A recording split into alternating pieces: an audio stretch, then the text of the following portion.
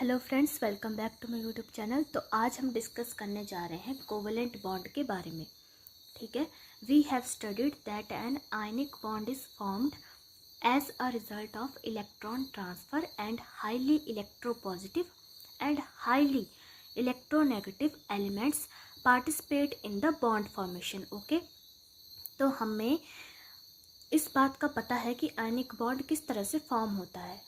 हमने इससे previous video में वही डिस्कस किया था। तो हमें पता है कि वहाँ पर क्या होता है, एक हाईली इलेक्ट्रोपॉजिटिव जिसको कि हम बोलते हैं केटायन, और एक हाईली इलेक्ट्रोनेगेटिव जिसको कि बोलते हैं हम एनायन। वो पार्टिसिपेट करते हैं बॉन्ड फॉर्मेशन में। Covalent bond is another important type of chemical bond. बहुत इम्पॉर्टेंट केमिकल बॉन्ड है। It is more broad based and is present in large number of molecules, और यही बहुत सारे मॉलिक्यूल्स में प्रेजेंट होता है। ठीक है, different theories have been given to explain the formation of covalent bonds. तो डिफरेंट थ्योरीज थी हमारे पास, लुईस लैंगमियर थ्योरी, फिर वैलेंस बॉन्ड थ्योरी, फिर आई मॉलिक्यूलर ऑर्बिटल थ्योरी। तो वो कोवेलेंट बॉन्ड के बारे में ही डिस्कस करती हैं। तो सबसे पहले है Lewis Langmuir theory. Langmuir in collaboration with Lewis introduced a new type of bond known as covalent bond। लैंगमर ने लुइस के साथ कोलैबोरेट करके एक न्यू टाइप का कोवेलेंट बॉन्ड क्या करा, इंट्रोड्यूस किया। This bond is generally present in the atoms of non metals. ये किन में प्रेजेंट होता है, जो कि नॉन मेटल्स होते हैं। नॉन मेटल्स में आपके क्या आ जाते हैं, कार्बन, ऑक्सीजन, नाइट्रोजन। ठीक है, वो सारे क्या हैं, आपके नॉन मेटल्स हैं। A covalent bond may be defined as, अब हम covalent bond को किस तरह से डिफाइन करते हैं, the bond formed between two atoms that is same or different by mutual contribution and sharing of electrons। ऐसा बॉन्ड जो कि किनके बीच में पाया जाता है, दो एटम्स के बीच में, चाहे वो सेम है चाहे डिफरेंट है, विद म्यूचुअल कंट्रीब्यूशन होगी, मतलब कि शेयरिंग ऑफ इलेक्ट्रॉन होती है कोवेलेंट बॉन्ड में। आयनिक बॉन्ड में जहां हम देख रहे थे कि कंप्लीट ट्रांसफर हो जा रहा था इलेक्ट्रॉन का from one atom to other, लेकिन कोवेलेंट बॉन्ड में शेयरिंग ऑफ इलेक्ट्रॉन्स होती है, दोनों ही म्यूचुअली शेयर करते हैं। The atoms taking part in the covalent bond formation may share 1, 2 और 3 electron pairs depending upon their requirement, and this leads to the formation of single, double and triple bonds respectively. ठीक है, तो वो आपके atom के ऊपर depend करता है कि उसके पास कितने इलेक्ट्रॉन्स की कमी है, तो उस हिसाब से वो डबल, ट्रिपल या सिंगल बॉन्ड के साथ क्या करते हैं, म्यूचुअल शेयरिंग करते हैं और कोवेलेंट बॉन्ड बनाते हैं। एग्जाम्पल देखते हैं हम कोवेलेंट मॉलिक्यूल्स के।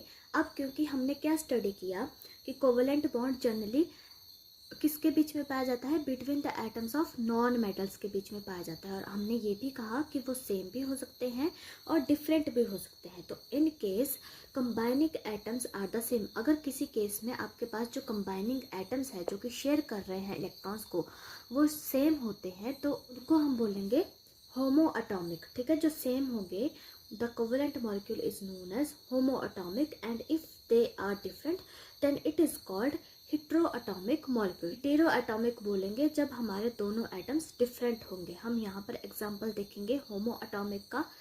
The simplest among them is hydrogen, that is H2 molecule in which both the participating atoms have 1 electron each. तो यहाँ पर आपके पास सिंपलेस्ट एग्जाम्पल क्या आ जाता है, हाइड्रोजन का, जो कि है H2। यहाँ पर आपके जो भी हाइड्रोजन होते हैं, आपको पता है कि हाइड्रोजन के पास कितने इलेक्ट्रॉन्स होते हैं, 1s1। ठीक है, तो वो दोनों ही एक दूसरे के साथ ये अपना एक एक इलेक्ट्रॉन को शेयर करते हैं। क्यों शेयर करते हैं, ताकि ये स्टेबल हो सके। ठीक है, और अपने नियरेस्ट नोबल गैस की कन्फिग्रेशन ले सके। तो ये किसके नियरेस्ट चले जाते हैं, दोनों हीलियम के। ठीक है, तो आपके पास क्या होगा, म्यूचुअली फॉर्म करेंगे बॉन्ड को। 1s1 होता है, तो एक एक इलेक्ट्रॉन दोनों के पास अगर आ जाएगा तो इसका भी ऑक्टेट कंप्लीट हो जाएगा और इसका भी, तो 1s2 दोनों के पास बन जाएंगे। इस हाइड्रोजन के पास भी 1s2, इसके पास भी 1s2, तो मतलब कि हीलियम के पास पहुंच गया, जो कि एक नोबल गैस है, मतलब अब ये दोनों स्टेबल है। ठीक है, तो इस तरह से हम बताते हैं शेयर्ड पेयर ऑफ इलेक्ट्रॉन्स को। इस तरीके से दोनों ही शेयर कर रहे हैं, एक हाइड्रोजन का है और एक दूसरे का है, तो शेयर कर रहे हैं और इनके बीच में बॉन्ड फॉर्म हो रहा है। The mutually shares they mutually share this electron pair and both of them achieve the electronic configuration of helium atom which is a noble gas। ठीक है, मैंने वही बताया आपको। अब आपके पास सेकंड एग्जांपल है क्लोरीन मॉलिक्यूल का, दैट इज Cl2। तो ये क्या है आपके पास होमो एटॉमिक मॉलिक्यूल्स की अभी हम बात कर रहे हैं, उसके बाद हम हेटेरो एटॉमिक मॉलिक्यूल्स भी देखेंगे। तो Cl2 में किस तरीके से होगा, आपके पास 17 इसके पास क्या होता है एटॉमिक नंबर होता है, और इसके पास 7 वैलेंस इलेक्ट्रॉन्स होते हैं, एक ही इलेक्ट्रॉन की कमी होती है। दोनों क्या करते हैं इस तरीके से शेयरिंग करते हैं, 6 इलेक्ट्रॉन्स आगे 7th और 7th, एक एक इलेक्ट्रॉन को दोनों ही क्या करेंगे शेयर कर देंगे। और बाकी ये जो जितने भी इलेक्ट्रॉन्स हैं उनको हम क्या बोलेंगे लोन पेयर्स बोलेंगे, जो कि बॉन्डिंग में पार्टिसिपेट नहीं कर रहे हैं, फ्रीली हैं प्रेजेंट, वो क्या हो गया आपके लोन पेयर ऑफ इलेक्ट्रॉन्स। तो इन दोनों के बीच में क्या बन गया इस तरीके से बॉन्ड बन गया। तो ये क्या है कोवलेंट बॉन्ड है जो कि शेयरिंग ऑफ इलेक्ट्रॉन्स से बना है। Okay, the electron pair shared by the bonding atom is known as shared pair और बॉन्ड पेयर। तो ये जो इलेक्ट्रॉन का पेयर जो दोनों ही एटम ने शेयर करा हुआ है इसको शेयर पेयर भी बोलते हैं, बॉन्ड पेयर भी बोलते हैं। At the same time the electron pairs belonging to the individual atoms not involve in the sharing are called lone pairs. ठीक है, अब जो इलेक्ट्रॉन्स बॉन्डिंग में पार्टिसिपेट नहीं कर रहे हैं उनको हम क्या बोलते हैं लोन पेयर ऑफ इलेक्ट्रॉन्स बोलते हैं। ऑक्सीजन और नाइट्रोजन इनमें भी इसी तरीके से होता है O2 N2 इस तरीके से होगा। और आपके पास ये जो ऑक्सीजन होता है इसके बीच में क्या बनता है डबल बॉन्ड बनता है। ओके, ऑक्सीजन का एटॉमिक नंबर हमारे पास होता है 8, पर इसके पास वैलेंस इलेक्ट्रॉन्स कितने होते हैं 6, यानी कि इसके पास 2 इलेक्ट्रॉन्स की कमी है अपना ऑक्टेट कंप्लीट करने के लिए, तो इसलिए 2 इलेक्ट्रॉन्स की शेयरिंग करेंगे दोनों ही इलेक्ट्रॉन्स। ठीक है, तो 2 इसने दिए 2 इसने दिए, तो टोटल 4 इलेक्ट्रॉन्स यहाँ पर यूज़ हुए। अब आप अभी यहाँ पर देख रहे थे कि जब 2 इलेक्ट्रॉन्स एक इलेक्ट्रॉन जब दोनों एटम दे रहे थे तब एक सिंगल बॉन्ड फॉर्म हुआ। अब यहाँ पर क्योंकि 4 इलेक्ट्रॉन्स हैं तो 2 इलेक्ट्रॉन्स एक बॉन्ड में प्रेजेंट होते हैं। ठीक है, आपको इस बात का पता होगा कि एक जो बॉन्ड होता है उसके पास 2 इलेक्ट्रॉन्स होते हैं जो कि कोवेलेंट बॉन्ड होता है। ओके, उसकी बात कर रही हूँ मैं।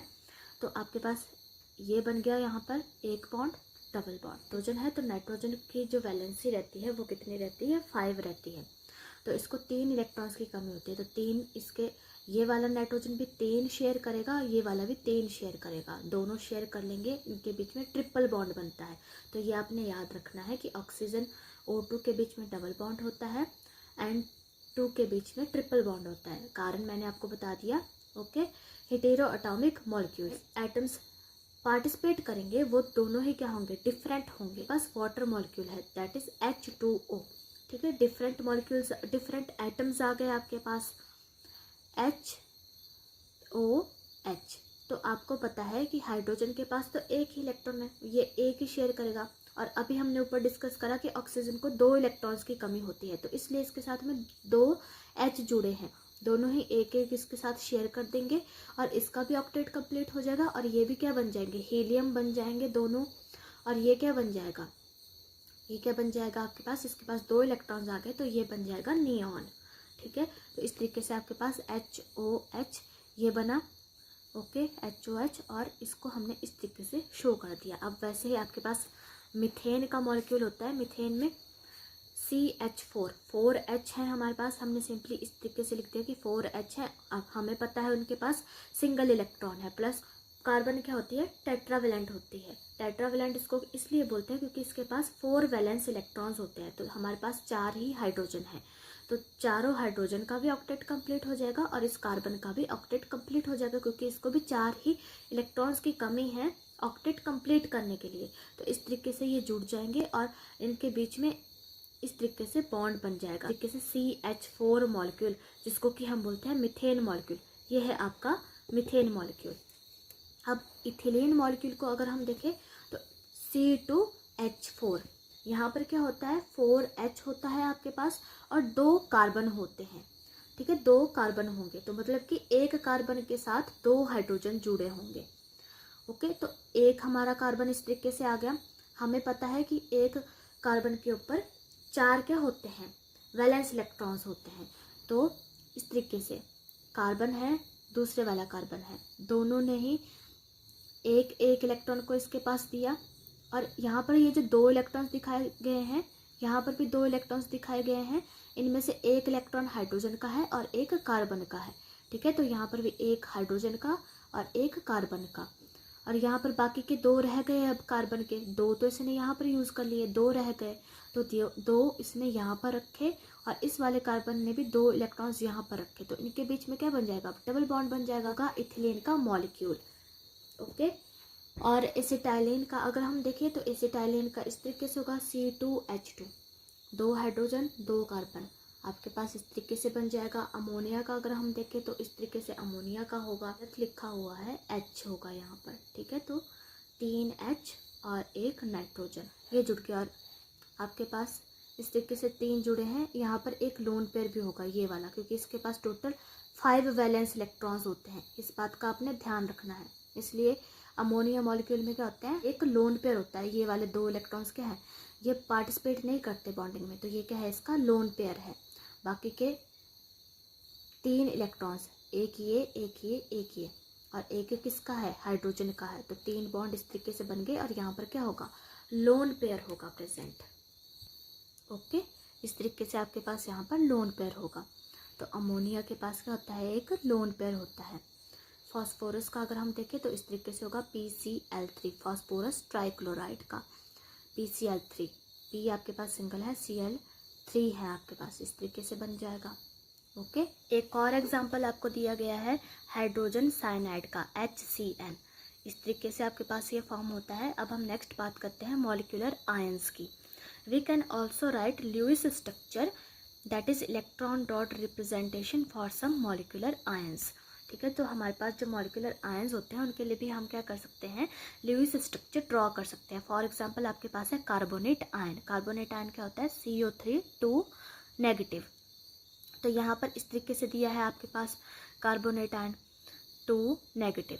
अब यहाँ पर आप देख रहे हो क्योंकि कार्बन के पास क्या होता है, 4 ही क्या होते हैं, वैलेंस इलेक्ट्रॉन्स होते हैं। तो 2 यहाँ पर आ गए, एक पेयर यहाँ पर आ गया। अब इसके पास क्या हो गए, 2 यहाँ पर 2 यहाँ पर, तो 4 इलेक्ट्रॉन्स तो इसके वैलेंस इलेक्ट्रॉन्स तो यूज़ हो गए। तो यहाँ पर किस तरीके से ये बॉन्ड फॉर्म करा है, क्योंकि बाहर 2 नेगेटिव लगा है। 2 नेगेटिव का मतलब है कि यहाँ पर 2 इलेक्ट्रॉन्स ऐड हुए हैं। आपको पता है हमने क्या देखा था, आयनिक बॉन्ड में भी यही देखा था कि जो इलेक्ट्रॉन को ले रहा था, एक्सेप्ट करा था, जैसे कि NaCl, N जो था वो इलेक्ट्रॉन को डोनेट करा था, उसके पास पॉजिटिव चार्ज आ रहा था। और जो ले रहा था जैसे कि आपका Cl, उसके पास 17 थे, तो वो एक इलेक्ट्रॉन को ले रहा था, तो उसके पास क्या लग जा रहा था, 1 माइनस का 1 लग जा रहा था, ठीक है, -1। और वो क्या बन जा रहा था, आर्गन बन जा रहा था आपके पास। तो इस तरीके से यहाँ पर भी क्या हुआ, 2 इलेक्ट्रॉन्स यहाँ पर, 2 यहाँ पर, तो 4 इसके हो गए, 2 नेगेटिव लगा है बाहर, तो उसके 2 इलेक्ट्रॉन्स यहाँ पर आ गए। तो यहाँ पर बन गया डबल बॉन्ड। और इस तरीके से हमने बता दिया कि 2 नेगेटिव है, तो इसके पास 2 इलेक्ट्रॉन्स एक्स्ट्रा थे जिनसे ये वाला बॉन्ड बन गया। अब सल्फेट आयन SO4 2 नेगेटिव, इसमें भी उसी तरीके से हो जाएगा आपके पास, ठीक है। यहाँ पर 2 डबल बॉन्ड बन जाएंगे और 2 सिंगल बॉन्ड। यहाँ पर आपके पास अमोनियम आयन दिया है NH4 पॉजिटिव। तो आपको पता है कि आपकी जो नाइट्रोजन होती है इसके पास कितने वैलेंस इलेक्ट्रॉन्स होते हैं, 5। तो 4 जो है हाइड्रोजन के साथ लग जाएंगे, ठीक है। 4 जो है हाइड्रोजन के साथ क्या कर देंगे, बॉन्डिंग फॉर्म कर देंगे, that is the covalent bond form कर देंगे। शेयरिंग ऑफ इलेक्ट्रॉन से बनता है, हाइड्रोजन भी शेयर करेगा और नाइट्रोजन भी शेयर करेगा। लेकिन पॉजिटिव लगा है तो इसमें एक इलेक्ट्रॉन की क्या हो जाएगी, कमी हो जाएगी, ठीक है। पॉजिटिव किसके ऊपर लगता है, जिसमें एक इलेक्ट्रॉन, या अगर 2 पॉजिटिव होगा तो 2 पॉजिटिव का मतलब है कि 2 इलेक्ट्रॉन लॉस हो चुके हैं। यहाँ पर 1 लगा है तो मतलब कि 1 इलेक्ट्रॉन क्या हो चुका है, लॉस हो चुका है। तो इसलिए वैलेंस इलेक्ट्रॉन नाइट्रोजन के 5 होते हैं, लेकिन यहाँ पर बॉन्ड कितने बने हैं, 4 बने हैं, क्योंकि बाहर चार्ज है प्लस। तो प्लस का मतलब नाइट्रोजन का 1 इलेक्ट्रॉन क्या हो चुका है, लॉस हो चुका है।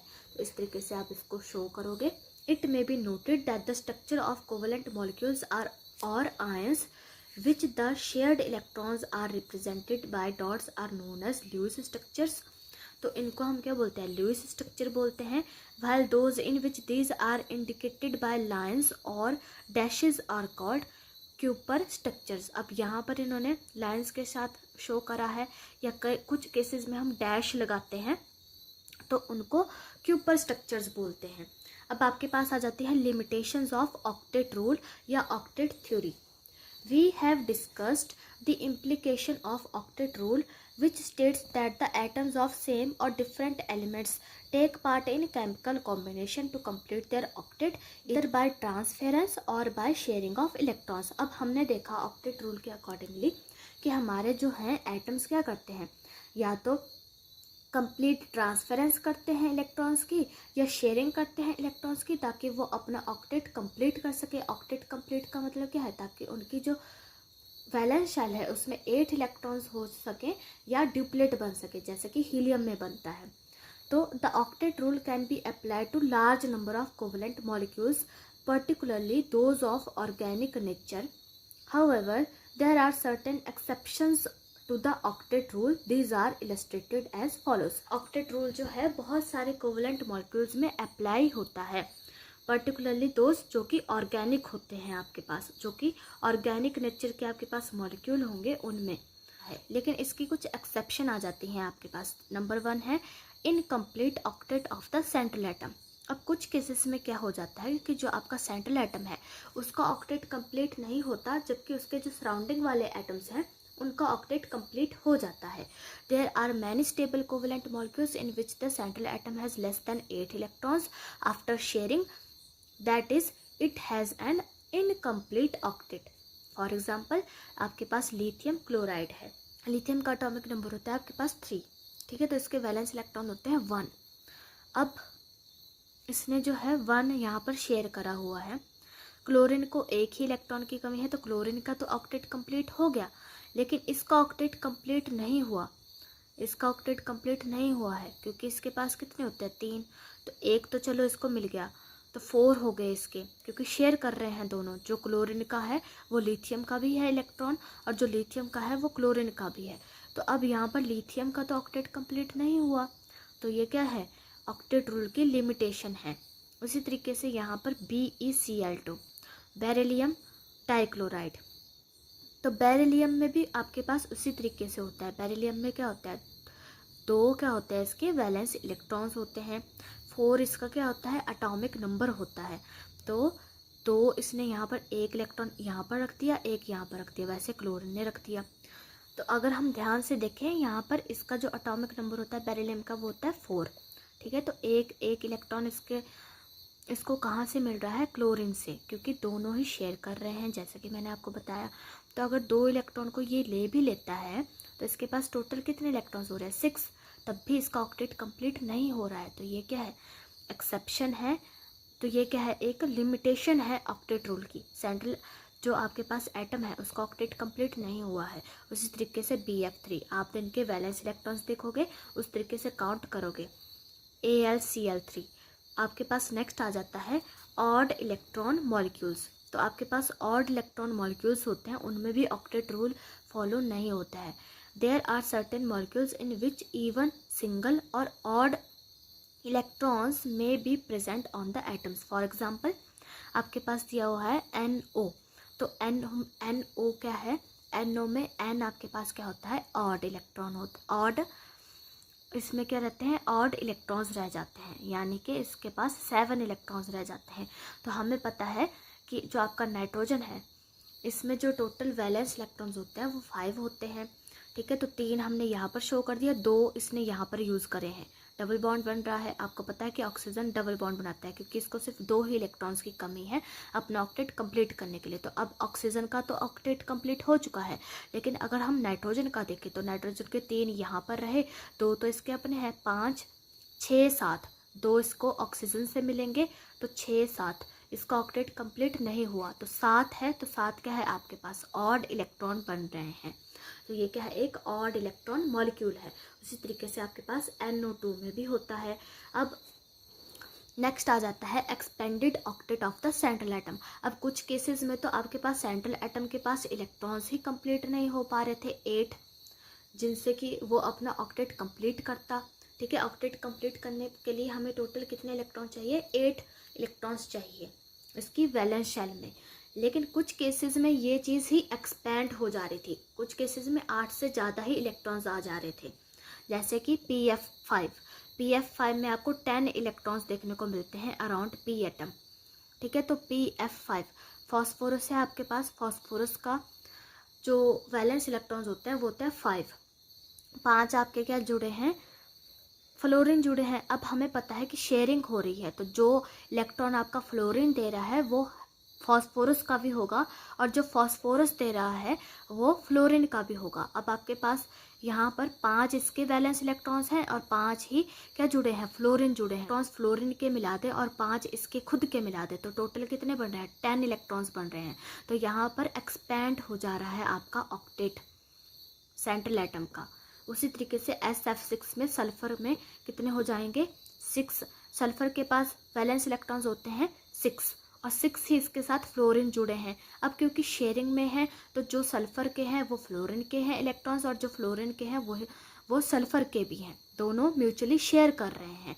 तो इसके पास टोटल कितने हो गए, 6 इसके खुद के थे, 6 इसको फ्लोरीन के साथ फ्लोरीन से मिल रहे हैं, तो टोटल कितने हो गए, 12 इलेक्ट्रॉन्स हो गए। तो मतलब कि इसमें भी सेंट्रल एटम का जो ऑक्टेट है वो एक्सपेंड हो रहा है। उसी तरीके से आपके पास IF7 में होता है और H2SO4 में होता है, ठीक है। और नेक्स्ट आपके पास बताया गया है shape of the molecules. The octet rule or octet theory gives no idea about the shapes of the molecules which may be triatomic, tetraatomic और polyatomic in nature. तो ये क्या है, शेप ऑफ द मॉलिक्यूल भी नहीं दे पाया।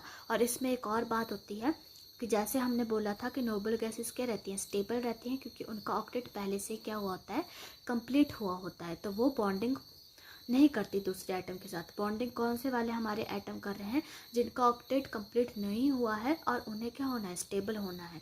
लेकिन जैसे कि आपका XeF2 है, Xe क्या है आपका, ज़ीनॉन है जो कि नोबल गैस है, और F2 के साथ वो क्या करता है, बॉन्डिंग करता है। तो वहाँ पर भी इस चीज़ को देखा गया कि ये जो है इसकी ऑक्टेट रूल की लिमिटेशन है। क्यों ज़ीनॉन फ्लोरीन के साथ में बॉन्ड बना रहा है, जब वो स्टेबल है, उसकी वैलेंस इलेक्ट्रॉन्स में पहले से ही, उसके जो वैलेंस शेल है उसमें पहले से ही 8 इलेक्ट्रॉन्स हैं। तो ये क्या थी, आपके ऑक्टेट रूल की कुछ लिमिटेशंस थी। सो फ्रेंड्स, मिलते हैं अपनी नेक्स्ट वीडियो में और वहाँ पर हम डिस्कस करेंगे कंसेप्ट ऑफ फॉर्मल चार्ज।